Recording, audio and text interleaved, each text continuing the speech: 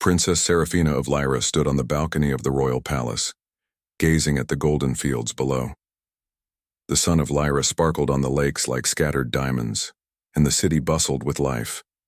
Birds with rainbow feathers flew in perfect formation, and the soft hum of alien engines floated through the air. Everything in her world was beautiful, orderly, and controlled. Everything, except herself.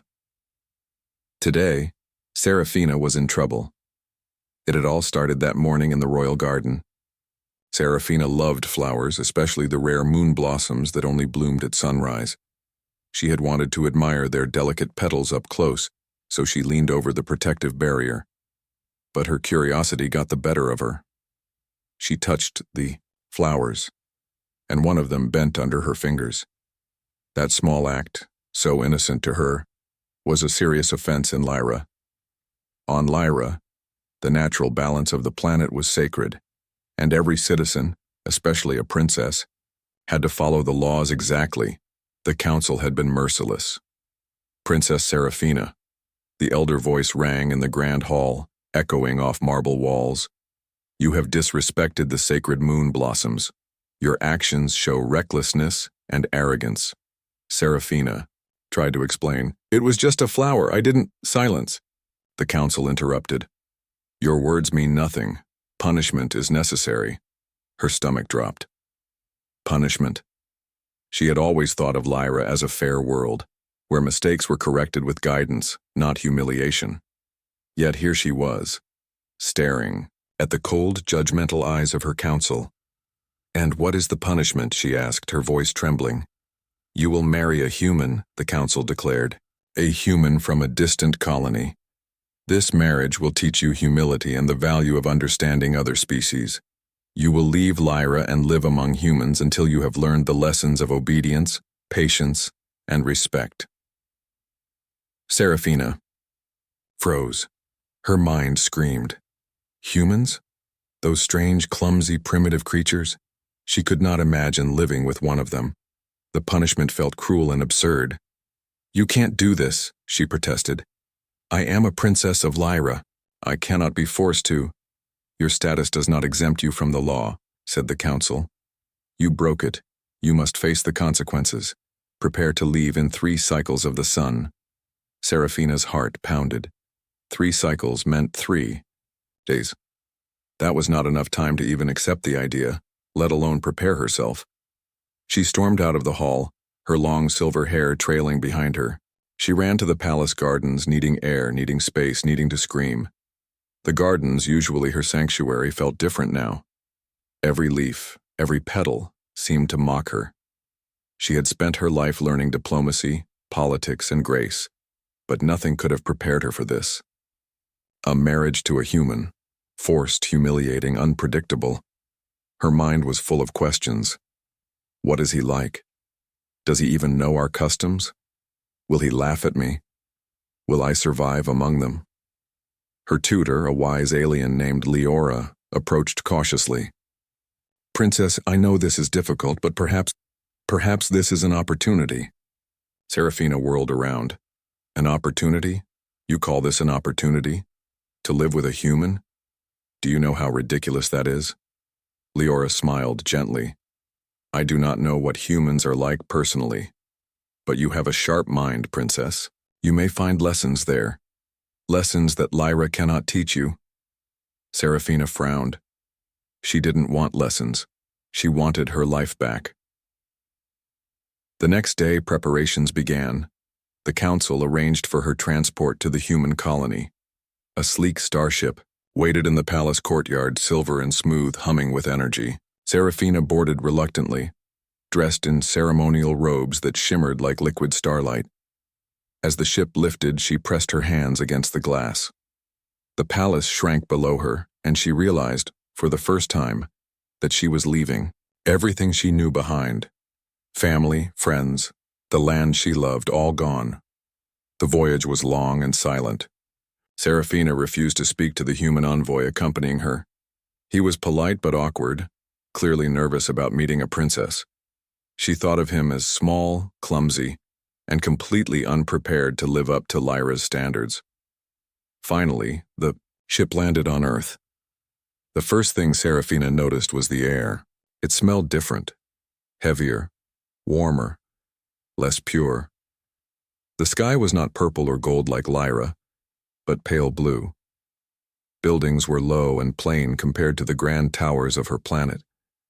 Humans bustled everywhere, speaking in loud, disorganized voices.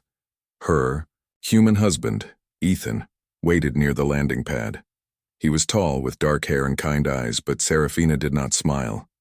She only stared, feeling a mixture of disgust and disbelief. "You must be Princess Serafina," he said nervously. "I'm Ethan. It's an honor to meet you." Serafina folded her arms. "You are my husband?" Ethan nodded. "Yes. I guess so. I mean, it's complicated." Serafina looked around. There was nothing majestic here. No floating gardens, no glowing lights, no sparkling rivers. Just plain buildings, people rushing, and a noisy city. She felt trapped. That night she was shown her new home, a modest apartment filled with furniture that felt crude to her delicate senses. The walls were flat, the lights dim, the floors plain. She missed the softness of Lyra's marble halls, the gentle hum of the palace, the sparkling gardens. Ethan offered her a meal, human food she had never seen before. The smell was strange and the taste even stranger. She pushed the plate aside politely, but her face betrayed her disgust. Ethan looked apologetic. I can get you something else if you like." "I do not eat this," she said, her voice sharp. This is not food. On Lyra, we do not consume such strange combinations." Ethan smiled awkwardly, trying not to look hurt. "I'll figure something out. Don't worry." Serafina spent the evening wandering the apartment, examining objects she didn't understand. Books with paper pages, small electronic devices that didn't glow like Lyra's technology. Even the carpets felt rough under her feet. She felt small, helpless, and entirely out of place. As she sat by the window, looking at the Earth City, lights, she thought of Lyra. She thought of freedom, beauty, and the life she had known. And she felt anger at the council, at her fate, at the strange human she was forced to live with. Yet beneath the anger, a small, quiet feeling stirred. Curiosity. Not for humans, not for Earth, but for herself. How would she survive this punishment? How would she endure this marriage? For the first time, Serafina realized that the journey ahead was not only about humans, it was about herself. The morning sun streamed through the thin curtains of the small apartment. Serafina woke with a start, her senses overwhelmed by Earth's sounds, the chirping of birds, distant traffic, and even the faint hum of machinery she didn't recognize. She stretched, her silver hair falling across her shoulders like a river of moonlight. For a moment she remembered Lyra, the soft hum of the palace, the glow of floating gardens, the delicate scent of moon blossoms. Here on Earth, nothing felt familiar. Everything smelled wrong, sounded too loud, and looked strangely simple. She rose and walked to the small kitchen where Ethan was already trying to make breakfast. He wore a human-style apron that looked comically small on his frame. "Good morning, Princess," he said cheerfully, holding a frying pan in one hand. "I hope you slept well." Serafina blinked at him. "Do humans usually cook in this primitive way?" she asked. She gestured to the pan. On Lyra, meals are prepared in devices that use light and energy beams to preserve flavor and nutrients. "Why do you burn food with fire?" Ethan chuckled nervously. "It's traditional and safe usually. Want to try some eggs?" Serafina wrinkled her nose. "Eggs? You eat raw animal embryos?" Ethan laughed. "No, they're cooked, see?" He held out a plate with 2 sunny-side-up eggs. The smell made Serafina's nose twitch. She took one bite, grimaced, and set the fork down. "This is edible, I suppose, but not enjoyable." Ethan sighed. "I'll work on something better. Maybe pancakes?" "Better," she said with a small nod. though she didn't feel much hope. After breakfast, Ethan suggested they go out for a walk. Serafina reluctantly agreed. She wrapped herself in a scarf, though the weather was mild. She wanted to protect her skin from the sun. It looked harsher than Lyra's golden light, and from any germs which humans seemed to carry everywhere. The city streets were crowded. Humans rushed past, talking, laughing, carrying strange packages, and staring at Serafina as if she were a celebrity. She noticed their gawking and lifted her chin proudly. They are staring because they see a princess, she thought, and not because of my beauty. Certainly, Ethan led her through a park. Children played on swings, dogs ran freely, and street vendors shouted their wares. Serafina's eyes widened at every detail. Everything seemed so chaotic, so alive. On Lyra, life was beautiful but orderly. Here, life was unpredictable. Do humans always behave like this? She asked. Most of the time, Ethan replied. It's normal for them to be busy, noisy, and a little messy. Serafina frowned. Messy. Yes, uncontrolled. Yes, chaotic. Absolutely. This is difficult for me to tolerate. Ethan laughed. You're adjusting. That's okay. As they walked, Serafina noticed a small fountain. The water splashed into a shallow pool, catching the sunlight. She stepped closer, curious. On Lyra, water flowed in precise, glowing channels, always clean and always calm. Here it moved freely, spilling over rocks and stones. She reached out a hand. Ethan watched. Be careful. It's just water. Serafina touched it anyway. The cold, flowing liquid startled her. She flinched, then smiled faintly. It is refreshing, she admitted. Ethan grinned. See? Humans have simple pleasures too. Later, they visited a human market. Bright tents, colorful signs, and strange smells filled the air. Serafina's nose twitched at the sense of cooked meat, spices, and sugary treats. She stopped at a stall selling fruits. What are these? She asked, pointing at a pile of round, orange fruits. Oranges, the vendor said. Want to try one? Serafina picked one up, feeling the rough skin. She bit into it and juice dribbled onto her fingers. She gagged slightly at the sourness but soon smiled. It is unlike anything I have tasted. Interesting. Ethan laughed, offering her a napkin. You're learning to enjoy human food already. I am tolerating it, she corrected, though a small part of her secretly liked the taste. As the day went on, Serafina experienced more of human life. She watched street performers play music, marveled at children playing soccer, and even tried to ride a bicycle, though she fell the first few times, much to Ethan's amusement. You're clumsy, she said, brushing herself off. This is not a dignified mode of transport. It's fun, Ethan said with a grin. Try it again. Reluctantly, she did, and by the end of the afternoon, she could ride in short bursts without falling. She even laughed at herself, a sound that surprised her. It was light, free, and unfamiliar. That evening, they returned to the apartment. Serafina washed up, feeling tired, but oddly alive. For the first time since leaving Lyra, she realized that humans were not entirely unbearable. They were messy, yes, but they had energy, humor, and resilience. Ethan suggested a movie.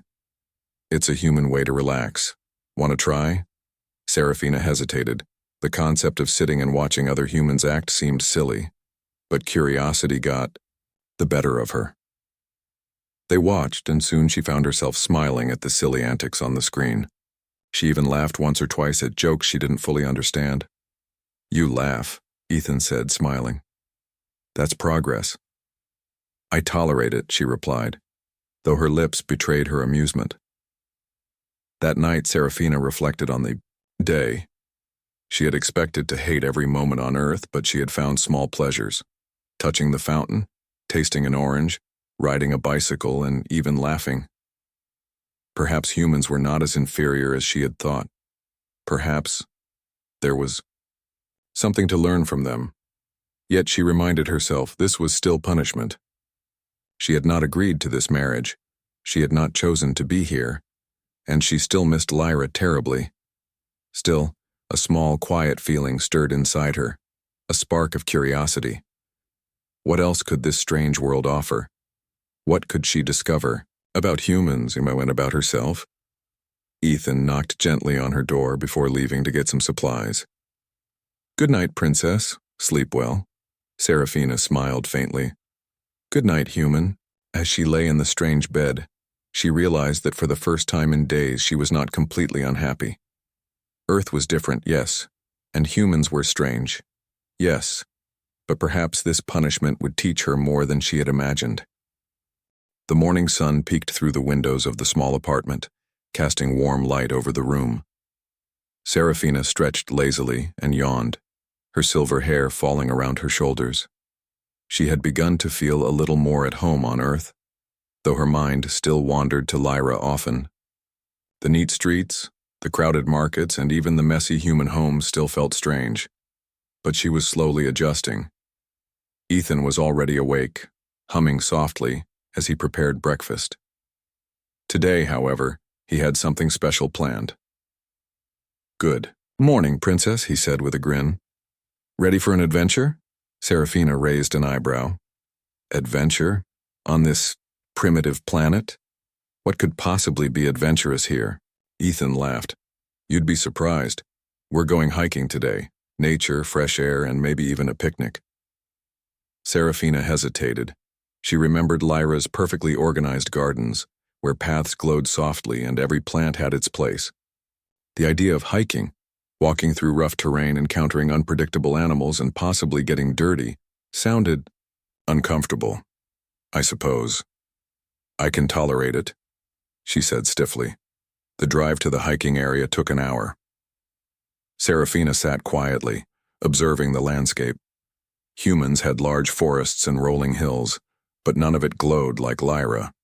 The trees were green and alive, swaying with the wind, and birds chirped loudly in disorganized patterns. She noticed how humans moved freely among the landscape, climbing hills and laughing without fear. "You seem fascinated," Ethan said, glancing at her.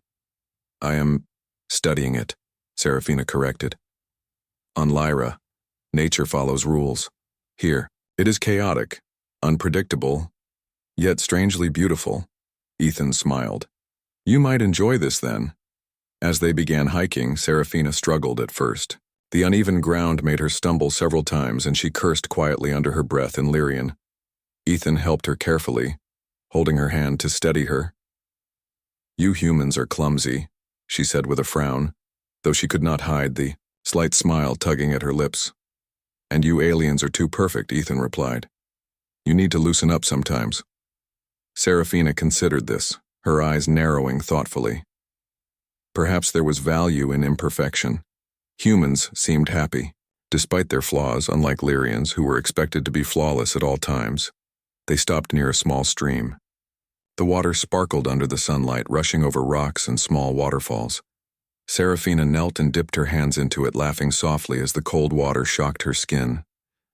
"It is refreshing," she admitted. Ethan laughed. "See? I told you humans have simple pleasures." After a while, they set up a small picnic near the stream.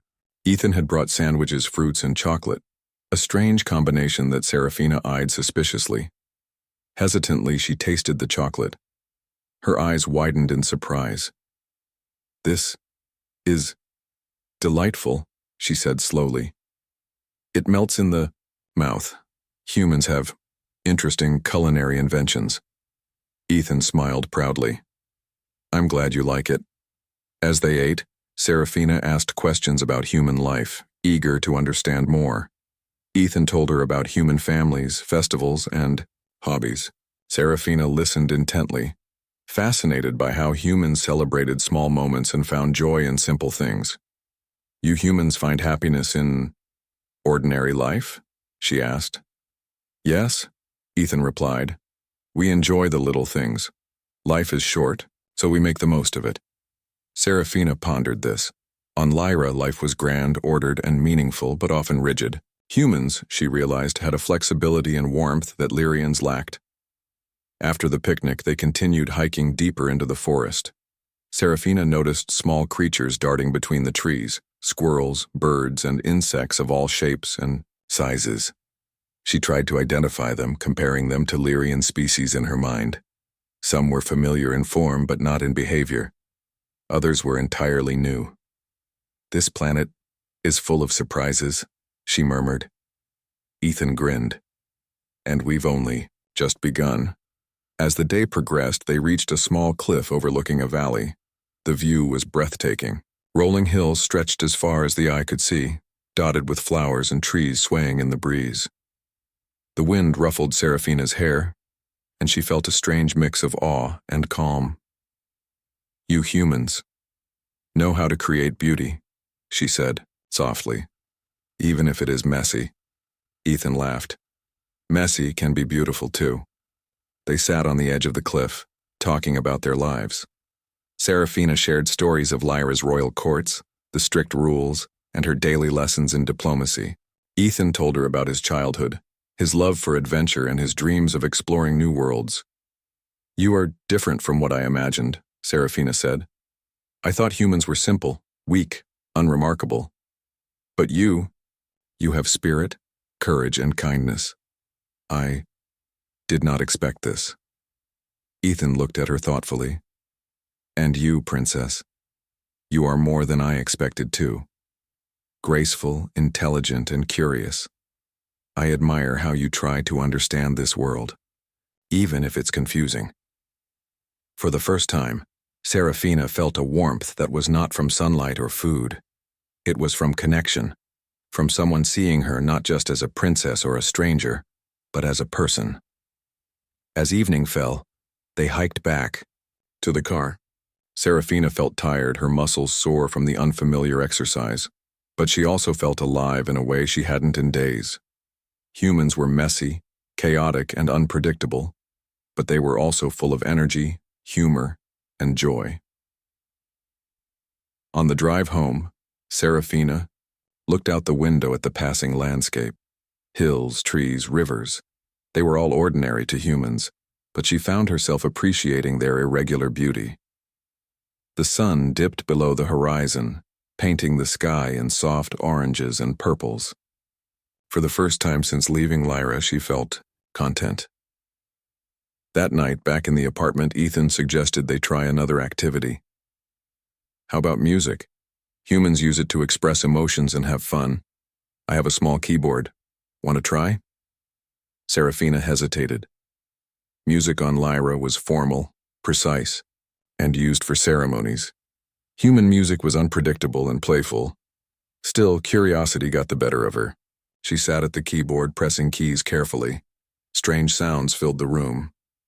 "Play something simple," Ethan suggested. Serafina attempted a short melody. It sounded odd, clumsy, but Ethan clapped enthusiastically.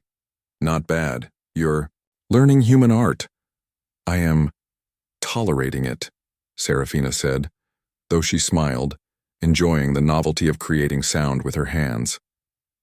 As the night deepened, Serafina reflected on the day. She had hiked, eaten new foods, laughed at her own mistakes, and even played music.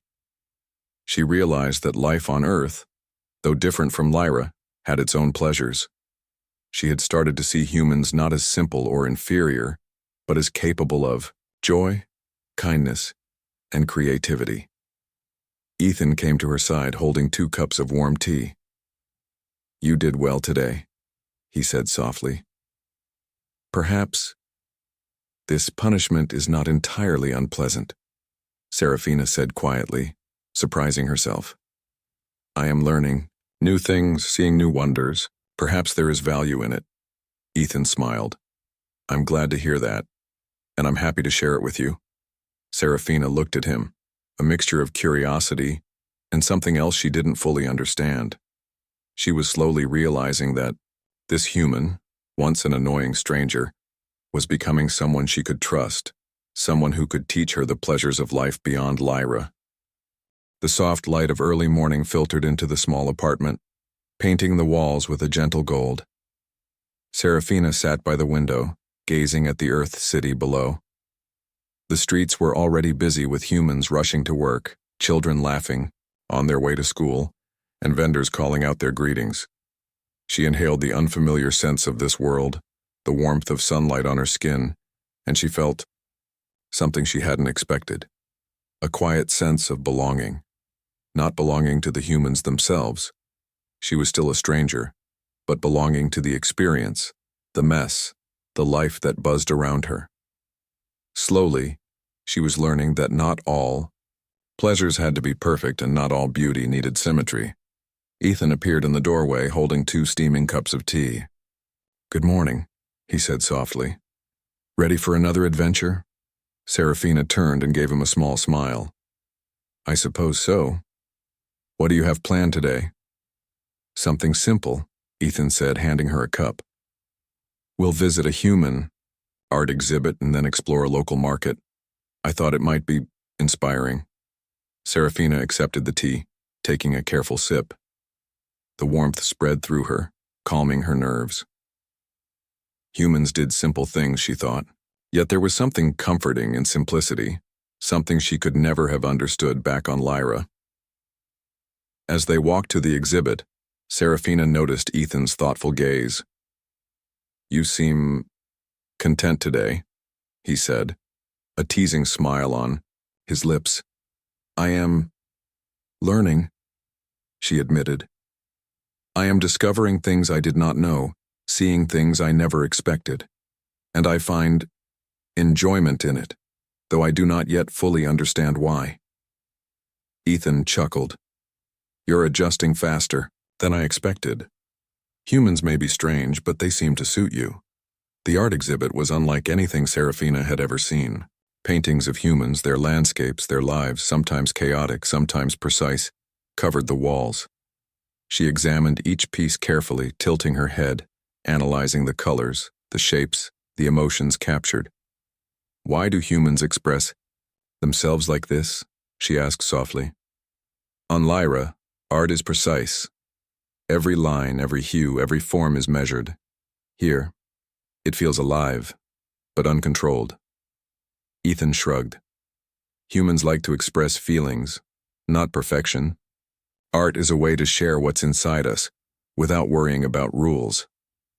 Serafina studied a painting of a stormy sea. Waves crashed wildly, clouds swirled above, and the colors were bold and untamed. For a moment, she saw not chaos, but power, energy, and freedom. "It moves me," she said quietly. "The colors, the motion. It is not orderly, yet it is meaningful. Humans understand life in a way Lyrians cannot." Ethan smiled. "I think you're starting to see what I meant." After the exhibit, they wandered into a nearby market. Stalls of fruits, handmade, crafts, and clothing lined the streets. Serafina's eyes sparkled with curiosity as she examined everything. She touched the fabrics, smelled the spices, and sampled small treats. Each experience was a small discovery, and she felt her earlier apprehension slowly fading. Ethan watched her with quiet admiration. He had expected her to resist every moment, to find fault with every human custom. Yet here she was, engaging, learning, and even smiling. "You are adapting," he said softly. "Perhaps I am," Serafina admitted. "Or perhaps I am learning that enjoyment does not require perfection. Humans are messy, yet there is beauty in that. I understand this now." They stopped at a small stall selling handmade musical instruments. Ethan picked up a small flute and handed it to Serafina. "You tried music yesterday. Maybe you'd like to try this?" Serafina hesitated, holding the flute delicately. Its surface was smooth, warm to her touch. She raised it to her lips and blew softly. A thin, trembling note filled the air. She adjusted her fingers and tried again, producing a slightly better tone. "Not bad," Ethan said with a smile. "Keep going." Serafina continued, her focus deepening. The simple act of producing music, unlike Lyrian ceremonial music, which was precise and controlled, was freeing. She felt a quiet thrill as she created something beautiful in its imperfection. "You humans Find pleasure in simple acts, she said softly. I did not expect this. Ethan looked at her with warmth. And you, Princess, you're finding pleasure in life outside Lyra. I think that's remarkable. As the day drew to a close, they returned to the apartment. Serafina felt a strange, unfamiliar emotion, fondness perhaps, or trust. She realized she had begun to rely on Ethan in small ways, enjoying his guidance and perspective. She trusted him, not as a teacher, not as a friend, but as someone who understood her even in this alien world. That night, Ethan suggested they cook together. You've tried human food, he said. Maybe it's time to prepare it yourself, I'll help. Serafina raised an eyebrow. Cook? I do not need to cook. Lyrian meals are prepared by machines and chefs. Why should I dirty my hands with human methods? Because it's fun, Ethan said simply, and because you might enjoy it more if you make it yourself. Reluctantly, Serafina agreed. They chopped vegetables, mixed sauces, and even made a simple stew. Serafina's movements were careful, precise, and occasionally clumsy. She sneezed when spices flew, burned her fingers on the stove, and dropped utensils. Ethan laughed, helping her, teasing her gently. You're doing great. Not perfect, but great. Not perfect. Yes, I am learning, Serafina said, finally smiling. It was a full smile, not a polite one, not forced. Something warm and real spread through her chest. They sat down to eat the meal they had prepared together. Serafina tasted the stew, and to her surprise, it was delicious. Not flawless like Lyrian meals, but flavorful, hearty, and comforting. I like this, she admitted. Humans have ways of creating pleasure through effort and imperfection. I did not expect this. Ethan smiled warmly. I'm glad you do. I think you're starting to see the joy in life here. After dinner, they sat on the small balcony, looking at the stars. Serafina noticed the night sky was different from Lyra's, but she found it beautiful in its own way. The constellations were unfamiliar, yet they shone with quiet light. You humans see the universe differently, she said softly. And yet, it is still wondrous. Ethan reached out, brushing a strand of hair from her face. You see it differently too, Princess, and that makes it special. Serafina's heart fluttered. She had never felt this way before, connected, understood, and cared for. She realized she was beginning to feel affection for Ethan, not because she had to, but because she wanted to. The night deepened, and they talked quietly about their dreams, fears, and hopes. Serafina shared stories of Lyra's strict rules and expectations. Ethan shared memories of his childhood, his adventures, and his dreams of exploring the stars. They laughed, they pondered, and they discovered a shared understanding that transcended their species. By the end of the night, Serafina realized something profound. This marriage, once punishment, was becoming a journey of discovery, not just of Earth or of humans, but of herself. She was learning patience, joy, trust, and even love. For the first time since leaving Lyra, she felt free. Not free from duty, but free from expectation. Free to enjoy, to explore, and to feel. And though she would not admit it aloud, a quiet hope blossomed in her heart. Perhaps this human, this strange, imperfect, kind creature, was someone she could genuinely care for. The morning sun rose over the city, casting a warm glow across the streets and buildings. Serafina stretched lazily, enjoying the gentle light. For the first time since leaving Lyra, she felt truly awake. Not just physically, but emotionally. Life on Earth, once strange and overwhelming, had become familiar, enjoyable, and even exciting. Ethan was already awake, arranging breakfast on the small kitchen table. He looked up and smiled. Good morning, Princess. Ready for another day? Serafina returned the smile, a full, genuine one. Yes, I believe I am. Today I want to explore something new. Anything in particular? Ethan asked. I want to see more of human culture. I want to understand your ways completely, she replied. and perhaps enjoy them even more.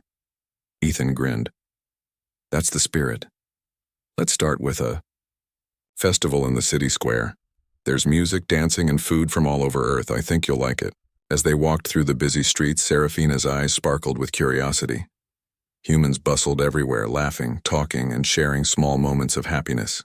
She noticed the chaos, the unpredictability, and yet the beauty of life, unfolding naturally.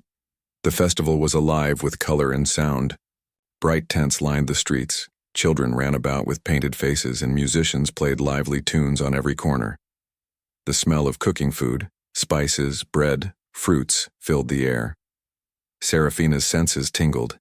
This was so different from the structured, controlled life of Lyra, yet it thrilled her. Ethan took her hand, leading her through the crowd. Try everything. Taste, touch, listen, experience it fully. Serafina hesitated only a moment before allowing herself to be swept along. She tasted foods she could never have imagined. Sweet pastries, spicy dishes, and tangy fruits. Each bite was a discovery, a thrill, a new pleasure. You humans know how to create joy, she said softly, even if it is messy. Ethan smiled. Messy can be wonderful.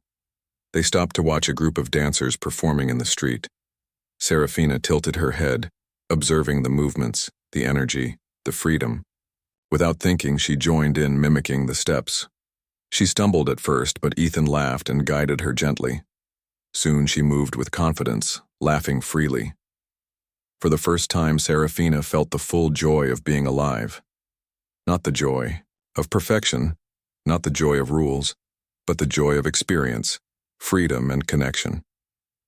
After the festival, they wandered to a nearby park, where children played and couples walked hand in hand. Serafina sat on a bench, letting the warm breeze touch her face. She watched humans interact, noticing their humor, kindness, and resilience. You humans find happiness in small moments, she said softly. I admire that. Ethan sat beside her, taking her hand. And I admire how you've adapted. You've embraced this world in ways I never expected. You're learning to enjoy life, princess, not just survive it. Serafina looked at him, her eyes softening. I am learning, and I owe much of it to you. You have guided me, patiently, kindly, and without judgment. Ethan's grip tightened slightly. I'm glad, and I'm happy to be here with you. You've become important to me. Her heart fluttered. She had felt many things since coming to Earth. Anger, frustration, curiosity, even amusement. But this feeling of deep affection and trust was new. She realized she cared for Ethan, not out of duty or obligation, but out of genuine respect and love. As evening approached, they returned to their apartment. Serafina looked around the small, simple space and felt no longing for Lyra. She realized she had grown attached to this place.